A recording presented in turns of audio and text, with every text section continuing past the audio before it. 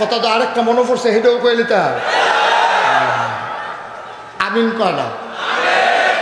ওই এক লোক কৃষিকাজ করে না, গৃহস্থী করে না, কোনো সময় রিক্সা চালায়। তো ওনার ওয়াইফ, ওনার স্ত্রী ওনারে বলতেছে যে সবাই ধান করে, ধান শুকায়, ধান সিদ্ধ করে, কত সুন্দর। আর আমার এমন ফোড়া কপাল, রিক্সাওয়ালার বউ হইছি, উনি চাউল কিনা লই আইয়ে ধান টানার জীবনে দেখলাম না। একটু ধান করলে আমি খুব খুশি হইতাম। তো এই কথা বলার পরে রিক্সাওয়ালা চিন্তা করলো বউয়ের একটা শখ, একটু ধান করার জন্য হইতো না।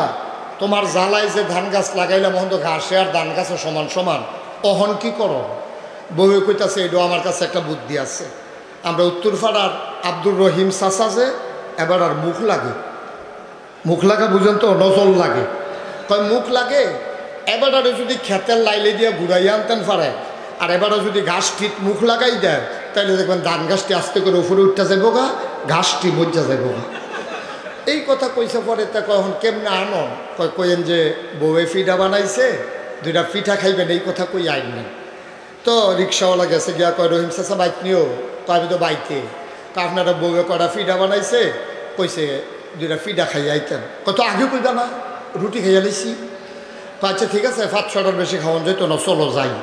মানে হেই লোক জমি আনার সময় জমিন এই লাইন খেতে দিয়ে, এই রাস্তা দিয়া নাই না, আনছে জমিনের পাশে দিয়া।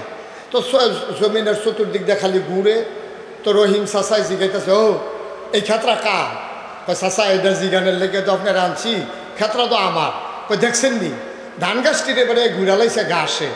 তারপরে ধুম ধরে কতক্ষণ চাইয়া থেকে কয় আমিও তো চিন্তা করতেছি এত ঘাসের ভিতরে ধান গাছটি রইছে কেমন।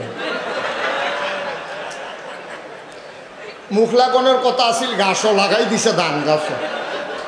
আমিও তো চিন্তা করতেছি এত নির্যাতনের ভেতর দিয়ে আমার 14 গ্রামের যুবকেরা টিকে আছে কেমনে, ঠিক কি রাখা? আল্লাহ হয়তো মায়া করে বাঁচাই রাখছে, এই জন্য আমার ছেলেরা এখনো বাইচা রয়েছে, নাইলে বাইচা থাকার কথা না, ঠিক কিনা বলেন?